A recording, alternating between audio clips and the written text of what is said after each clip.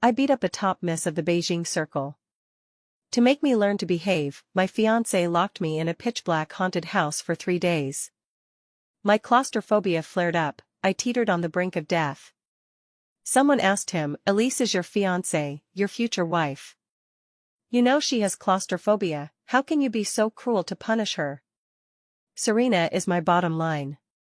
Elise is just the housekeeper's daughter, and she's a stutterer, unworthy of being my wife. Once I marry Serena, I'll keep Elise elsewhere, she won't be wronged. He had completely forgotten that it was he who banged his head and begged to get engaged to me in the first place. The day he secretly married without telling me, I was already unmoved. I pulled out the SIM card and climbed into the Maybach parked in the night. A sharp slap landed heavily across Serena, the prominent socialite of the capital circle. My palm burned and throbbed, even trembling. The entire banquet hall fell deathly silent, followed by a chorus of disapproving whispers. Ethan didn't tell us that his fiancée was timid and meek? Serena just called her little stutterer once and she got slapped. Ethan has said before that Elise only lets him call her little stutterer, she's quite picky about it. Isn't it a fact that she stutters? You can't even mention facts. She's the daughter of a housekeeper, raised in the Pei family since childhood, what's there to be so proud about? Offend Serena and you offend the entire Xia Corporation. Elise, hurry up and apologize to Serena. Serena had been pampered since childhood and had never been hit. I hit her so hard she stood there stunned for a long time. Someone stepped forward and grabbed Serena. Serena, this little stutterer is, after all, the one Ethan cherishes. Even if you want to punish her, you should at least ask Ethan. Didn't Ethan instruct that she mustn't show her face? Today's Ethan's birthday party was organized single-handedly by Serena, and yet Elise hit Serena. The whole banquet hall was split in opinion, a few defended me, but the majority sided with Serena. What all the commotion about? Ethan finally arrived, late from wrapping up a video conference. Serena's mockery pushed my shame to its peak, and seeing the man I had relied on since childhood, I ran toward him in long strides. He caught me in his arms, looking at me with reddened eyes. It was as if he had forgotten that he had told me to wait for him at home today. I shouldn't have been here either, he comforted me gently. Who made you upset? I wanted to pour out all my grievances, there were so many things I wanted to say, but I'm a stutterer. I could only try to shorten my words as much as possible. Serena. Serena? Ethan frowned. I nodded. She called me, a little stutterer. I forced out the words, and tears suddenly flooded my eyes. Serena covered her face and came closer. Ethan, I don't even know what I did to offend Elise. I just thought the way she spoke was cute, so I said little stutterer, and she slapped me. Look, isn't my face swollen? Serena looked pitiful. Ethan suddenly pushed me away, his gaze ice cold. Wasn't she in the wrong? Apologize to Serena. My heart was shattered by his cold words in that moment. My limbs went stiff, my mind already numb. Ethan said, you started it. As long as you apologize to Serena, I'll let you stay tonight and celebrate my birthday with me. Today is Ethan's birthday. He was worried I wouldn't fit into this crowded circle, so he told me to stay home obediently and wait for him. Every birthday before this I've spent with him, every year I would personally make him a birthday cake. This year was the same, I dislike crowds, so I planned to hand him the cake and leave. After I entered, everyone, led by Serena, surrounded me. Elise, what are you doing here? Didn't Ethan tell you not to come? In this high society circle, him saying you came is embarrassing. I shook my head anxiously. And no, it's not that, he's worried. He's worried you won't fit into this circle? I nodded. The group burst into laughter. How could she be so stupid, she actually believed that. I'm here to deliver the cake, I'll leave right now. Serena grabbed me and made me look at the 2-meter-high cake in the middle. This is so shabby, are you trying to make Ethan lose face? Do you even care about his reputation being ruined if word gets out?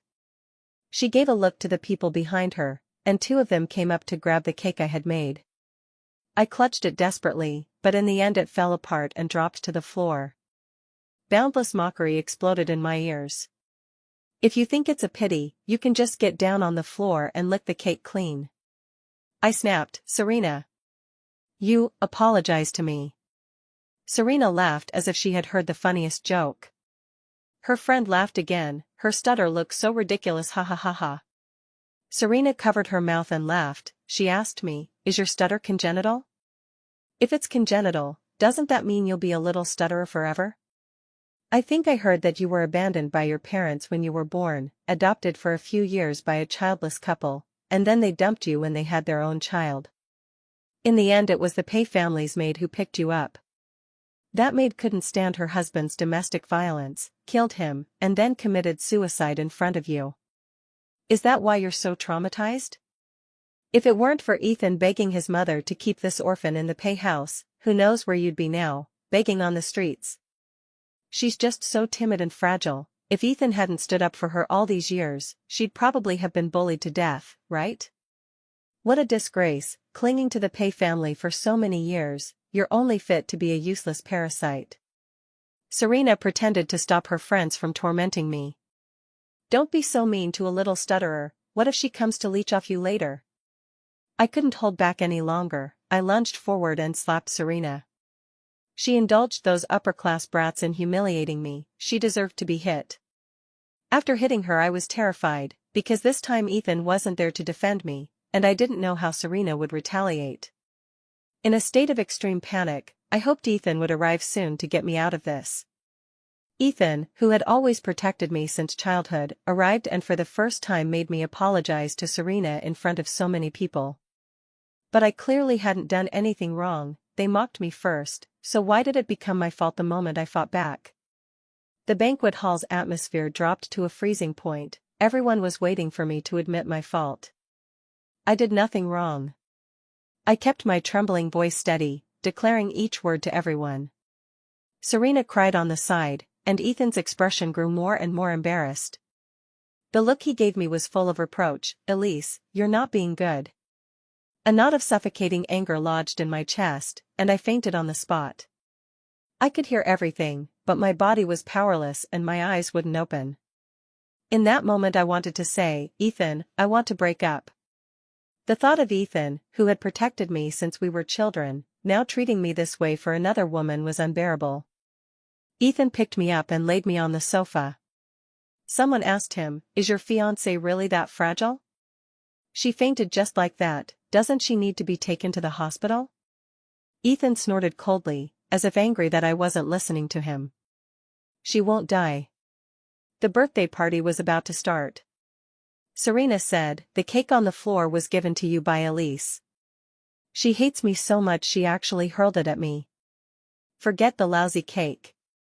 The birthday party you carefully prepared was almost ruined by her. She's in the wrong. When she wakes up, I'll make her publicly apologize to you. Tears slid silently from the corners of my eyes. I couldn't move, all I could hear was the laughter and chatter of the crowd. Ethan, how long are you and Serena planning to hide things from Elise? Many people were curious, not knowing what had happened. What's going on? You two aren't, are you? Serena said, I've chased Ethan for 7 or 8 years. If this iceberg of his still won't melt, I'm so embarrassed. Ethan put his arm around Serena and announced to everyone, Serena is playful and cute, exactly my type. Don't tell Elise about this for now, if it blows up it'll be a huge mess and hard to fix, and I don't want the trouble. So, Elise, are you planning to abandon her? I've been with Elise for so many years, I'm already tired of her. She's a little stutterer, timid as a mouse, skittish, always leaving a pile of rotten problems for me to handle, and she's boring in bed. Compared to her obedient little white flower act, I prefer Serena, that spoiled wild rose. My heart turned to ash. I thought of the last year of my long-distance relationship with Ethan, his drifting away had long shown signs. Back then he went to Sea-City to take over the branch. We began a long-distance relationship. At first he would fly to the capital to see me every week. Then once a week became once a month, and in the last few months he didn't come to see me even once. I could only make excuses for him, he was busy with work. On the day I graduated from university, I didn't tell him, I bought a plane ticket to Haicheng. I planned to surprise him and then live with him there. I went to his office and saw Serena sitting on the armrest of his chair, eating ice cream. She nonchalantly held it out in front of Ethan. "Ethan, I can't finish this, here you go." Ethan didn't seem to mind either, he took the rest of Serena's ice cream and kept eating. Serena had been pursuing Ethan for years. I only heard from others that she was no longer in the capital. Turns out she had followed Ethan to Haicheng. After Ethan and I made our relationship official, he gave me a rock-solid sense of security. I never heard any rumors about him and other women. The rich young ladies who fawned over him were all shut out. Only now do I realize that the reason he came to see me less and less was because there was someone else by his side.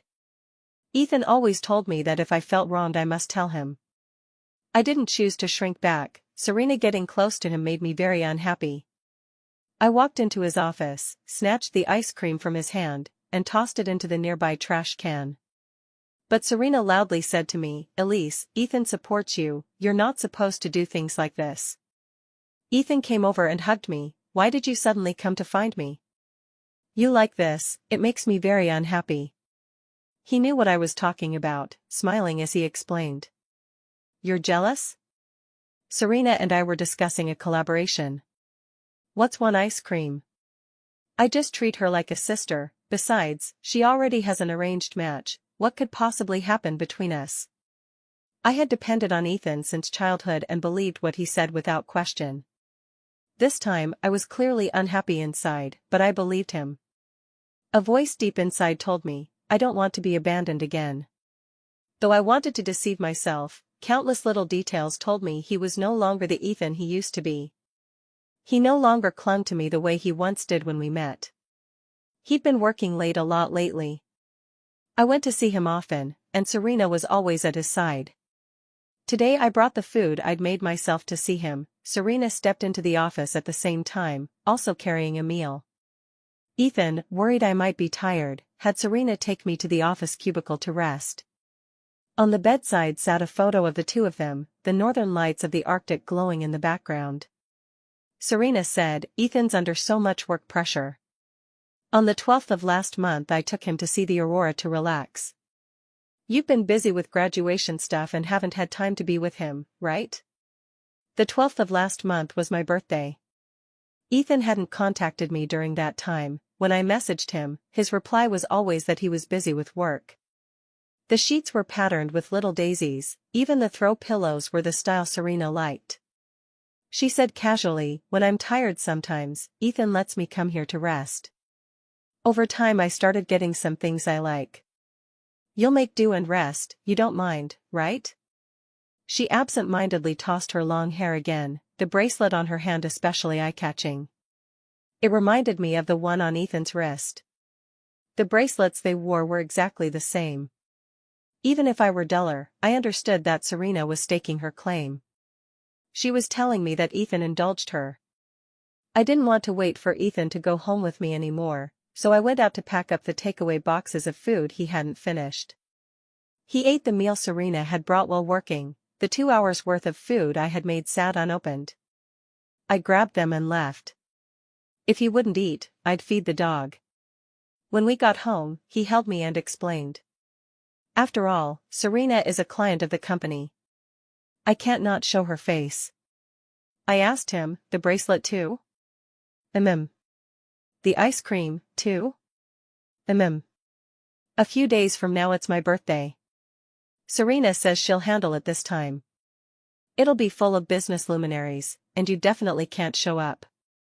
Stay home and wait for me. When I come back we'll celebrate your birthday together, okay?" At the time I was naively ridiculous, thinking he was worried I wouldn't be used to crowds, thinking he was considerate of my feelings. When I slapped Serena in public and then learned that Ethan and Serena had announced their relationship, I understood.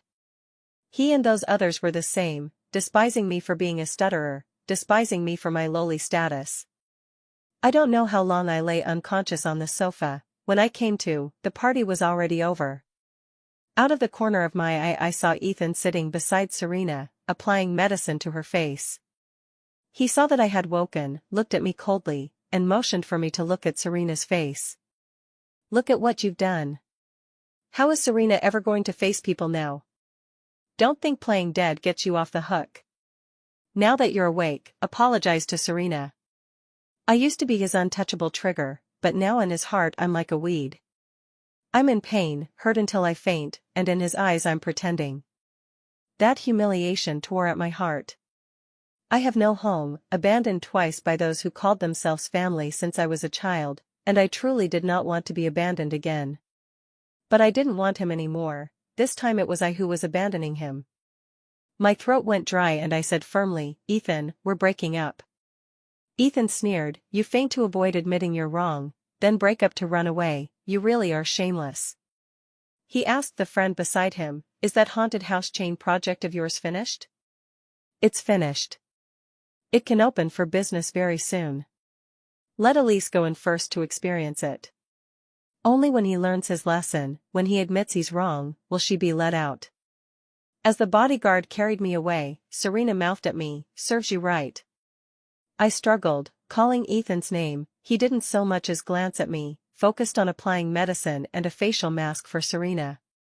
I stopped fighting. The bodyguard threw me into the pitch-black haunted house.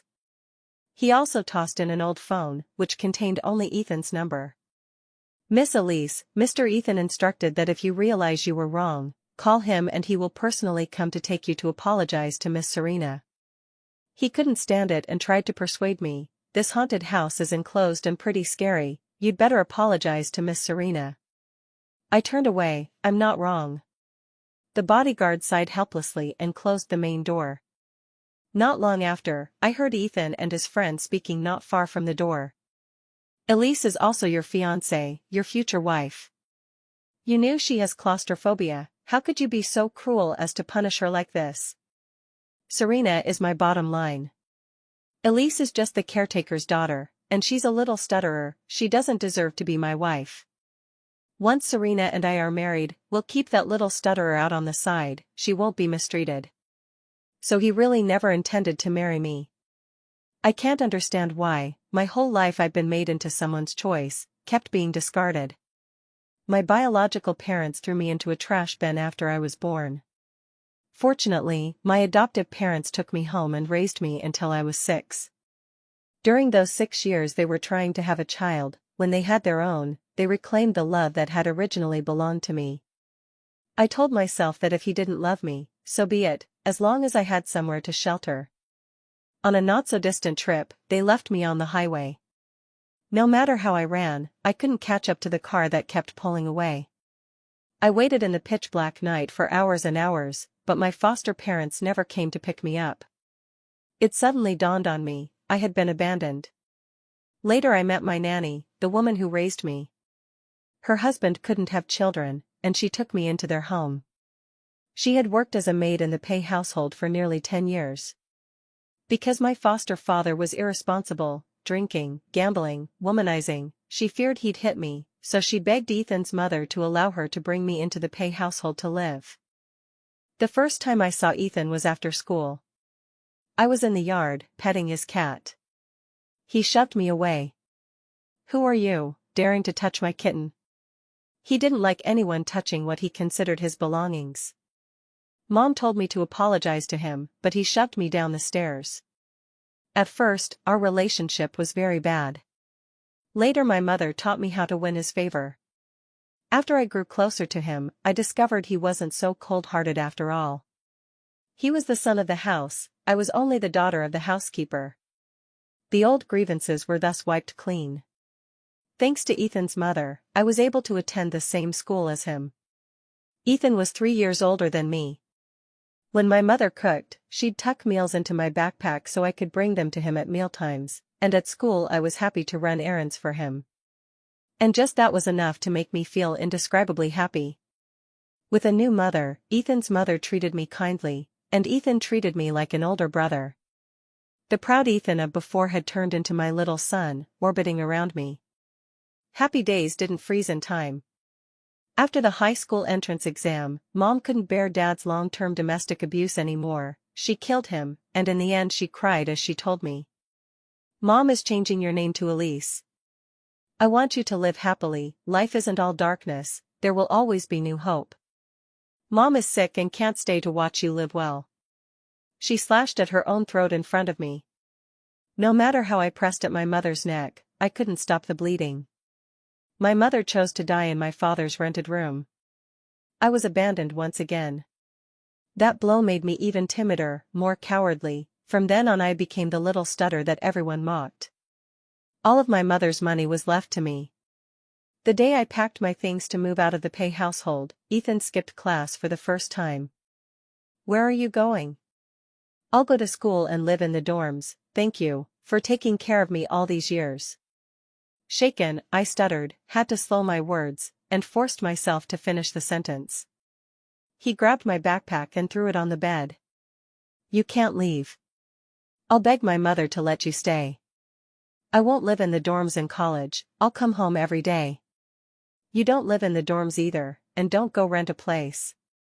I don't know what Ethan said to his mother, but his mother let me stay. At school everyone mocked me for my stutter, I was dependent on others, and when I suffered injustices I didn't dare speak up.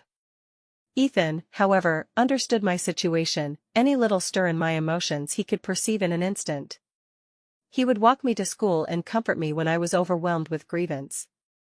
What's wrong, little stutterer? I just like little stutterers. For my sake, Ethan pleaded with his mother twice. Once to let me stay in the Pay household.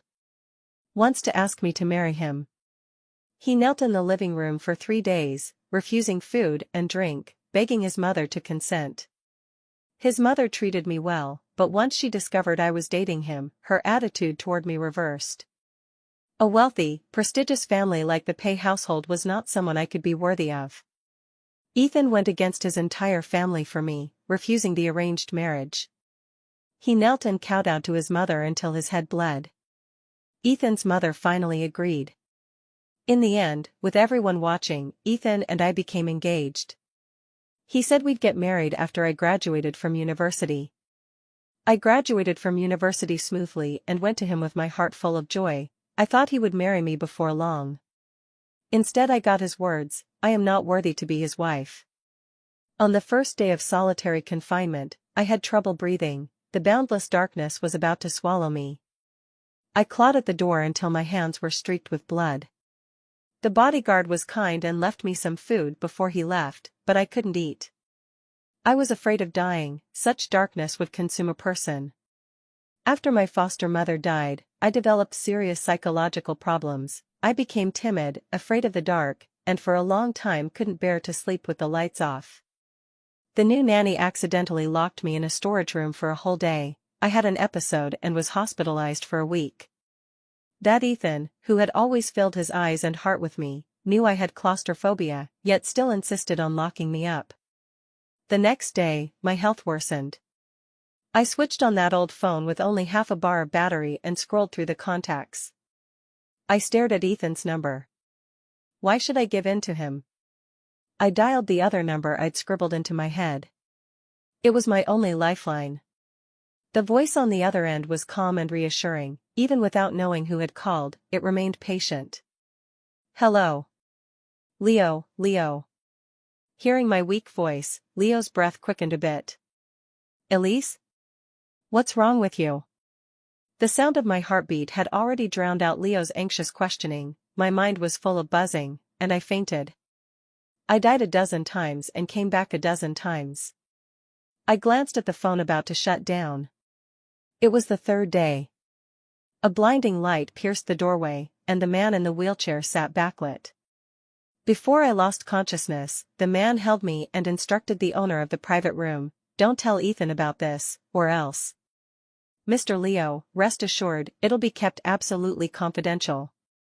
Leo tightened his hold on my hand a little. "Elise, I'm taking you away."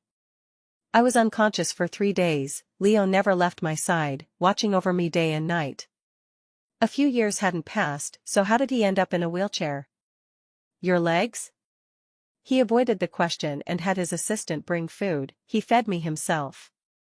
While he was hospitalized, whenever I tried to find out why his leg had been injured, he always diverted the conversation. That day he was busy running an international meeting, so only then did the assistant have time to see me alone.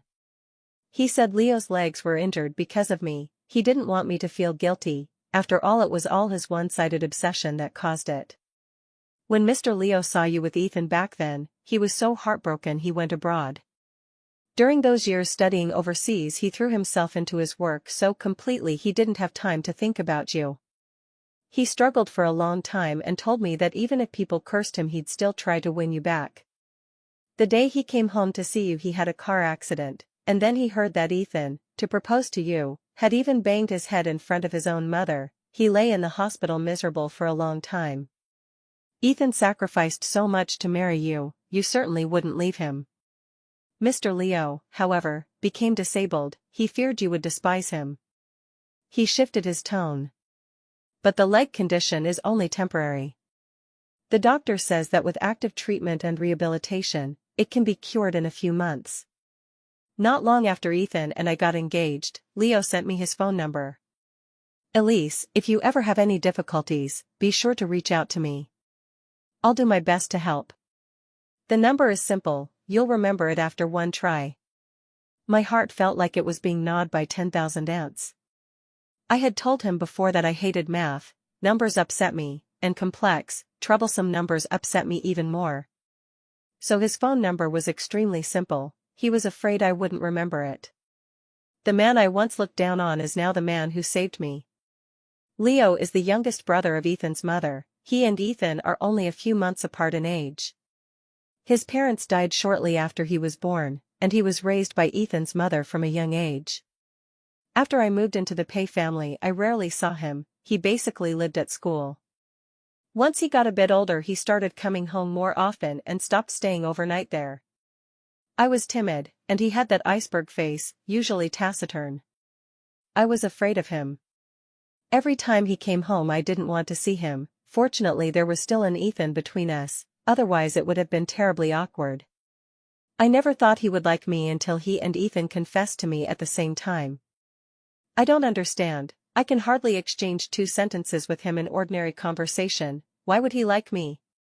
He said bluntly, I like you, so I want you to become better, so I'm willing to help you study.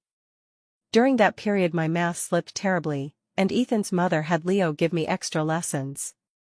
He sat beside me, more rigid than my math teacher, even punishing me by making me copy things 20 times. At the time I thought I had offended him and that he was using the tutoring as punishment. So this is what a top student's version of love looks like? I found his love baffling and suffocating, and I rejected it. Compared to him, Ethan and I had more in common. Things weren't so stiff between us. The assistant said, Mr. Leo told me that he was too dumb back then and didn't know how to win a girl's favor, so he missed his chance with you. But now that he has this opportunity, he wants to make a good impression in front of you. 2 coughs came from outside the door, and the assistant was so frightened he immediately shut up. You don't want to work anymore, do you? The assistant lightly covered his mouth, then ran over and pushed Leo to the side of my bed. Leo's secret had been exposed by the assistant. His eyes darted about, and he hardly dared meet my gaze. The doctor said, if we observe for 2 more days you can be discharged. There's one more thing, don't be mad when I tell you. Ethan and Serena, they're getting married in 2 days. It was already expected. My heart had long since died each time he hurt me. I smiled. It's not about me. Leo held my hand tightly. I really don't want to miss this again. Will you marry me? His assistant breathed a sigh of relief behind him, probably afraid I would refuse. If Ethan could let go of the past and start a new chapter, why couldn't I? I couldn't be double-standard enough to allow him to marry someone else while forbidding myself from marrying. All right, I agree. After I was discharged from the hospital, I wasted no time and went to the Civil Affairs Bureau with Leo to register our marriage. Today, every electronic billboard across the city was running promotions for Ethan and Serena's wedding. Night fell in the blink of an eye, and the sky erupted in brilliant fireworks. Everyone was wishing the newlyweds a happy marriage. I climbed into the Maybach parked in front of the hotel under the night sky. Everything in Haicheng seemed to rewind in an instant. After Leo got my call, he raced back from abroad without a moment's rest. This time, he was not traveling alone on the plane. Every day Ethan locked Elise away. He would compulsively check his phone over and over, waiting to see if Elise would call to apologize and back down. Serena had been courting him for many years and certainly wouldn't let this opportunity slip by. Ethan, we're meant to get married anyway, why not do it now? Elise doesn't know, even if she causes a scene later, what can she do? After all, she grew up with you and has no one to rely on. Once you're married, you can make whatever amends you like, I won't interfere. After all, Serena was a daughter of a wealthy family, an alliance with the Pei family would secure mutual interests. What did Elise amount to? Not even a handmaid in old times. Letting Ethan keep her on the side was already gracious of them. A knot of anger tightened in Ethan's chest. He had always been utterly indulgent with Elise, but this time her making such a fuss for so long did feel a bit excessive. He agreed to marry Serena. On the wedding day, an inexplicable unease gripped him. He kept worrying that Elise had died. He asked his friends, "Did you bring food to Elise every day?" His friends, long cowed by Leo's threats and afraid to reveal that Elise had left long ago, could only reply evasively, "Yes, yes, there was food. We went every day and it was all eaten, she won't starve." Only then did he finally feel some relief. He completed the entire wedding ceremony. Serena got her wish, but still felt a lingering regret. The hurried wedding in Haicheng, despite costing 100 million, felt a bit shabby to her. Ethan comforted her, "Once the new head of the branch arrives, we'll go back to the capital and hold an even bigger wedding." Serena threw herself sweetly into Ethan's arms. "I'm really so happy, I finally married you." Ethan was momentarily dazed, recalling the day he and Elise got engaged. Elise was just as happy, so much so that she didn't even want to sleep that night, clinging to him the whole evening. It's just a pity that Elise would never have the chance to marry him, but keeping her out of sight would do. She didn't like seeing people, so she simply wouldn't be seen. When the time came they could take her to have a set of wedding photos made as compensation. He imagined in his mind how Elise would look in a wedding dress. She would surely be beautiful. Elise was petite, even in high heels she couldn't reach his face. When that day came he would have to lift her up and kiss her as they took the photos. Serena kissed him, and Ethan's mind was still picturing Elise in a wedding dress. Half dazed he murmured, "Elise."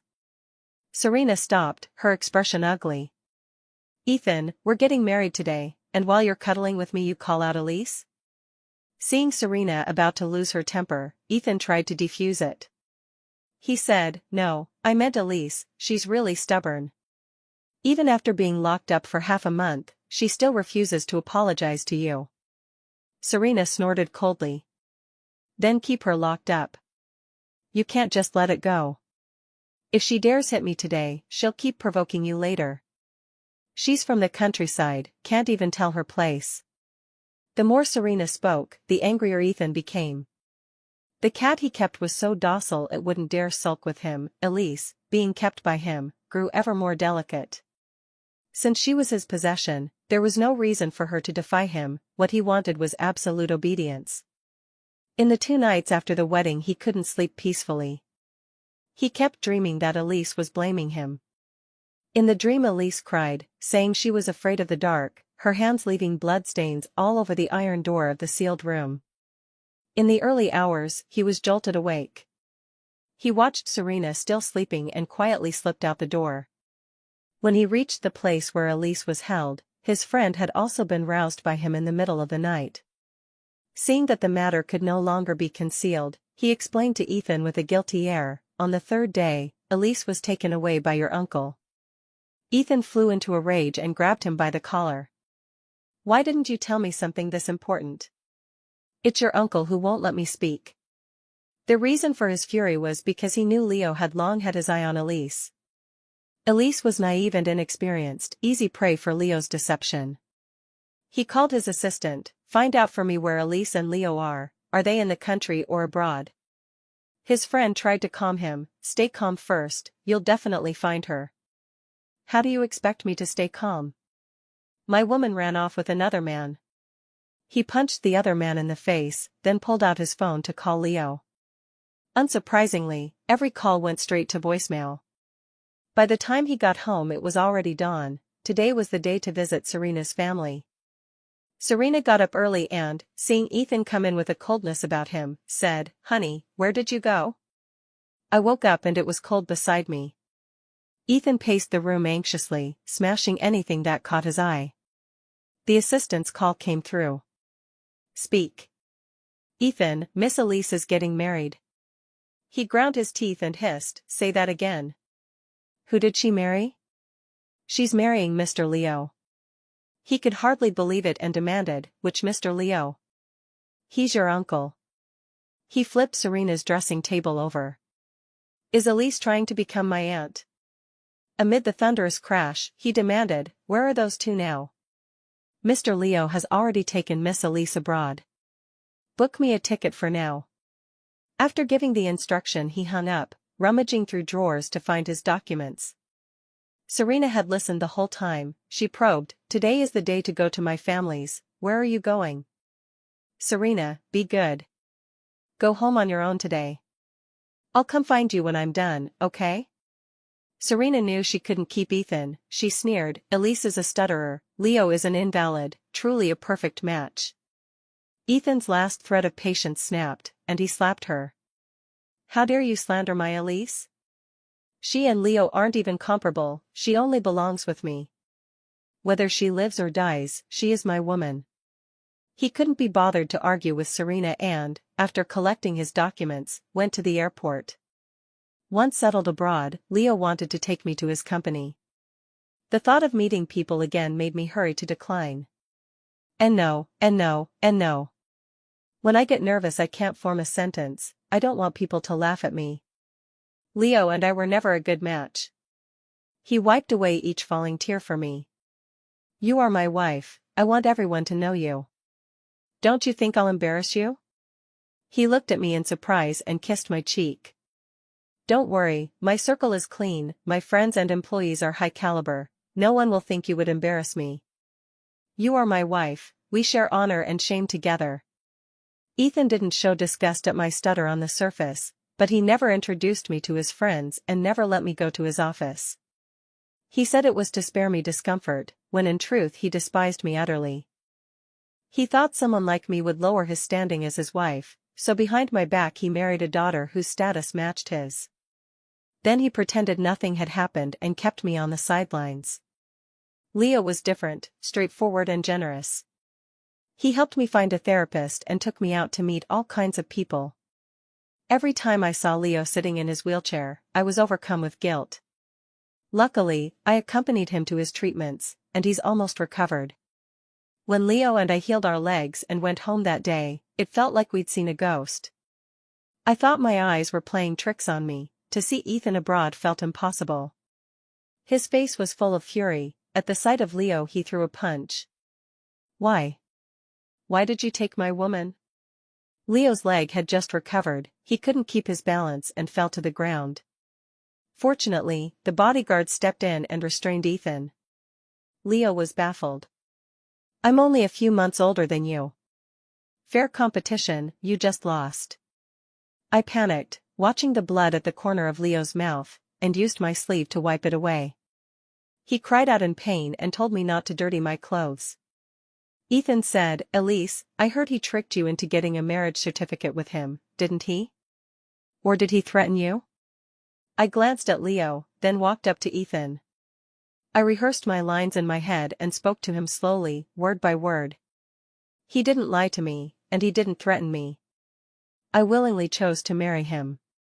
He gives me respect, he doesn't despise me for being a little stutterer, he doesn't hide a marriage from me because he thinks I'm beneath him, and he certainly doesn't keep me on the side like a kept mistress. "Ethan, you've already married Serena, please stop dragging me into this, okay?"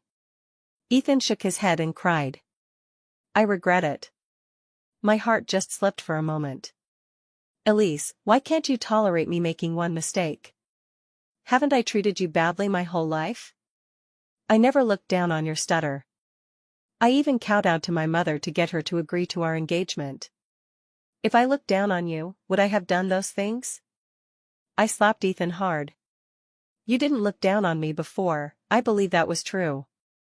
After Serena followed you to Haicheng, how many times did you fly back to the capital to see me?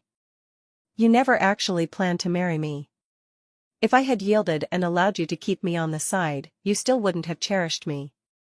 Your regret now is only because I married someone else and you can't stand it. You're bruised in your pride, aren't you?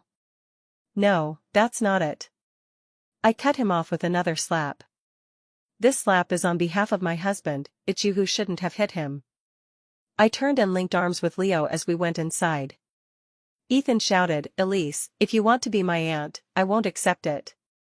Just wait, I'll make you change your mind. Ethan didn't linger abroad. After seeing Elise once, he flew straight to the capital. For the third time, he knelt before his mother on Elise's behalf. Absurd. Absurd, are you willing to offend Serena's entire family for Elise? Is marriage a game? Now you want to call off the engagement? Do you know that because you didn't accompany Serena home, Serena's family is already very displeased with the Pei family? Ethan's mother trembled with anger, swinging the cane and lashing at Ethan. Ethan gritted his teeth and said, Mom, even if you beat me to death today, I will still terminate the match with Serena. I'm going to marry Elise. I'm going to marry Elise. Hearing Elise's name, Ethan's mother struck even harder. Elise has already married Leo, belated affection is more contemptible than grass. I really don't know what potion Elise fed you and Leo. When her foster mother died, you were the one who begged me to keep her. I was going to think it over, then you left, and your uncle came begging me to keep Elise. What is so special about her that you two would fight to the death over her? Ethan was beaten until he vomited blood. Everything about her is perfect, Elise, that woman, I will marry her. If you don't agree to call off the betrothal, I'll die right here today. Ethan was beaten into the hospital, and his mother wouldn't listen to him either. That night Ethan's mother called Leo across the ocean. Leo. You really outdid yourself, marrying Elise behind my back. Why didn't you discuss this with me? If I had discussed it with you, you still wouldn't have agreed, would you? Sister, I am determined to have Elise in my life. No matter how far you try to reach, it's none of your business. If you accept it, I'll bring her to see you, if you don't, there's nothing I can do. Are you and Ethan deliberately trying to drive me to death? Ethan's mother was so angry she hung up the phone. Ethan wouldn't calm down, he even took the broken engagement public and dragged it into the media. The Serena family was left with their faces in the dirt. In the end Ethan's mother had no choice but to help Ethan clean up the mess. The engagement was called off, and the price was a $12 billion breach of contract settlement to the Serena family. In the end Ethan was kicked out. This is the last time I'll indulge you. That $12 billion, you must help me earn it back, or don't call me your mother anymore. 3 months passed before Ethan finished dealing with everything. He went abroad to find Elise and told her, Elise, I've divorced Serena. Will you marry me? Elise gagged a few times in front of him. Ethan looked hurt. Elise, am I really that disgusting to you? Leo showed Ethan the test results from the hospital. My wife is pregnant. We're getting married in a month, and we won't be inviting you. I heard you owe my sister $12 billion. Better get to work and start earning to pay off that debt. On Elise's wedding day, Ethan still went, but Leo kept a close watch. Afraid he'd cause trouble, he set him at a separate table and stationed 18 bodyguards around him. He wanted to see what Elise looked like in her wedding dress, but a bodyguard blocked him. He stood up, and the guard positioned himself in front of him. The bodyguard warned him, Ethan, Mr. Leo has instructed that if you dare look at Miss Elise again, we'll throw you out. Ethan could only sit at the table with his head down, crying bitterly. Fortunately the guards were posted tightly, otherwise Elise and Leo on the stage would surely be furious to see someone crying on their wedding day. When the banquet ended, Ethan returned to his country. He had promised his mother he would return every cent of that $12 billion to her. Before leaving, he had someone leave a note on the stone lion at the gate of Leo's villa. Leo opened it and read, Elise, if he treats you badly, come to me anytime. I'll wait for you for the rest of my life. He tore it up and threw it away, not letting Elise know. Elise should never, for the rest of her life, have any entanglement with such a scoundrel.